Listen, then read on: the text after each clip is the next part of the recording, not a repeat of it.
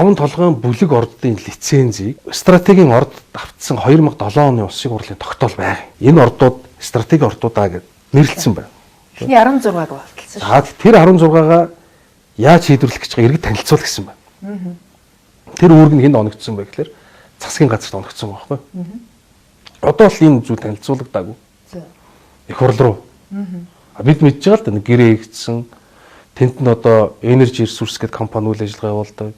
За тэгээд энэ компани товцоог эзэмшдэг компанид гадны хөрөнгөний бирж дээр гарсан бид нар мэднэ л дээ. Гэхдээ энийг 18 жилийн турш танилцуулаа. Тэгэхээр энэ гэрээ байгуулсан үйл явц чинь хууль ёсны байсан юм уу? Энэ дээр дүгнэлт гаргаа гэж Монгол Улсын засгийн газраас ажлын хэсэг байгуулад тэр ажлын хэсгийн миний би яхалж таарахгүй юу? Тэгээд ажлын хэсэг үйл ажиллагаагаа явуулаад дүгнэлтээ гаргаад хууль зөрчсөн байж болцсохгүй байна гэдэг дүгнэлт гаргаад ажлын хэсгийн хувьд. Өөрөөр хэлбэл одоо зарим тэгээд энэ хууль зөрчсөн хэсгийг засгийн газар шийдэхгүй үндсэн хуулийн цэц шийдэн шүүх шийднэ гэдэг. Шат шатандаа шийдэн шүү дээ. Зүгээр нэг хүн ажиллаа хийж явж байгаа төрийн албаа гэгчдэр шалгалт гэж ороод дүгнэлт гардаг үстэй. Тэгдэг. Чи энэ дээр алдсан байна. Үйл ажиллагаа явуулж байгаа аж ахуйн нэгждэр энэ тэндээс очисон татварын ажлын хэсэг гэж очиод дүгнэлт гаргадаг үстэй. Тэгсэн мөртлөө яг ингээд Монголын ард түмний баялаг болж байгаа стратегийн орд газар ярихаар шүүхээс дүгнэлт нь гарна. Цэцээс дүгнэлт нь гаргаж ярих утгагүй. Засгийн газар ажлын хэсэг байгуулсан, ажлын хэсгийг алтан гэрэл халж ажилласан, ажлын хэсэг дүгнэлтээ гаргасан. Тэгээд энэ асуудлаа бид нар улсын хурлд танилцуулах гэдэг. Тэрнээс тэр одоо орд газрын хэдэн хувийг авъя. Эсвэл буцаага төрд авъя бүгдийг гэдэг чинь ийм ямар ч хувь хэмжээ мөнгөтөр хөрөнгө оруулалттай холбоотой зүйл байхгүй. За тэгвэл хэдүүлээ дахин бүр урагшлна. За.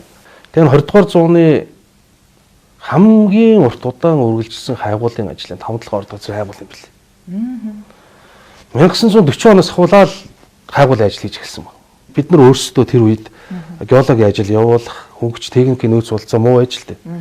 Тэгээд Оросоос тухайн зүйлт холбоот болсон мэрэгчлэнүүд ирээд ингээд хайгуул хийчихсэн юм билээ. Энэ хайгуулын ажил 1989 он хүртэл үргэлжилсэн.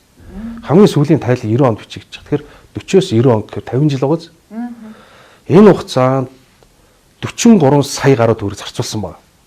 За. Хайгуулын ажилд. Үүнээс 10 гаруй сая төгрөгийг зөвхөн тэр ухаан одгийн орд газрыг л судлахад зарцуулчихж байгаа. За. Ингээш чи яалтчгүй чинь Монголын ард түмний өөрсдөө хөрөнгөөр илрүүлсэн орд байгаа үст. Тий. Бүх нөөцийн тайлан баримтууд нь байгаа. Орос хэл дээр байна, монгол хэл дээр байна. Энэ санхүү зардын тайлан ч байна. Тий. Энийг хамгийн анх ашигт малтмлын газрын даргаар ажиллаж исэн Жаргал сайхан гэж хүн би одоо нэртэй хэлье. Дэ Жаргал сайхан гэж хүн инх цаг гэдэг хүнийг томилсон байна. Кадастр хэлсэн дараа. За. Тэр инх цаг гэдэг хүн лиценз бичээд Mine Info ZBN буюу зохион байгуулалтын нөхөрлөл дараа нь Mine Info KHK болсон.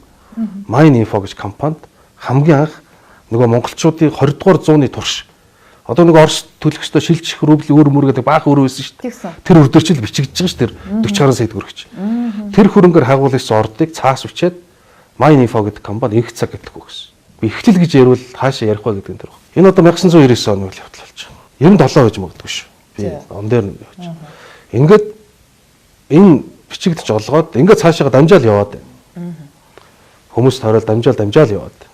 Монголын томоохон аж ахуй нэгжүүд Монгол улсын ерхий сайдаар ажиллаж байсан хүний аав ах гэл ингээл энэ лиценз ингээл дамжаад олон дамжаад зарагдаад явсан гэж ойлгох уу юу гэж ойлгох вэ? Тэг шилжигдэл тэр компаниудыг шилжээл яваад байгаа. Тэр мэдээж бизнесийн үйл ажиллагаа явж байгаа. Тэгж жагаад Energy Resource гэдэг 2007 оны улсын хурлын тогтоол гарахад 5 толгойн бүлэг орд газарт 3 компани нэр байдаг.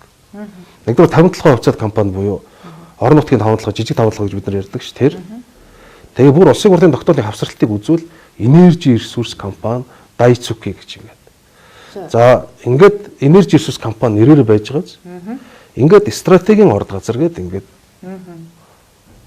орч. За тэгээд тухайн үед стратегийн орд газар гэж юуг ойлгох юм бэ гэдэг ашигт малтмлын хуулийн шинжилсэн найруулга бүх юм дээр нь ингээд стратегийн орд газар гэж юуг ойлгох вэ гişүүд яриадсэн мэт. Дотоодын нийт дэвтгүүн 5% гэж ярьж байгаа.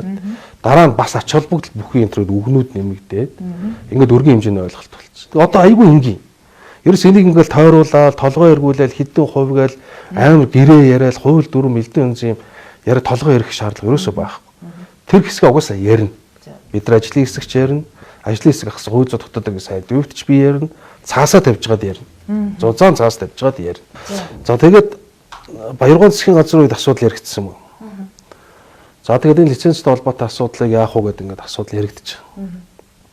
За ингээд яригдаад явангуут засгийн газрын уралдааны тэмдэглэл гарч байгаа. Засгийн газраас. За.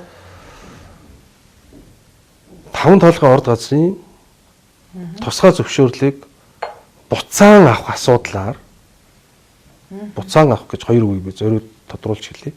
Буцаан авах асуудлаар гэрээнд гарын үсэг зурх эрхийг үйлдвэр худалдааны сайд хэн арга хөд олгов гэж.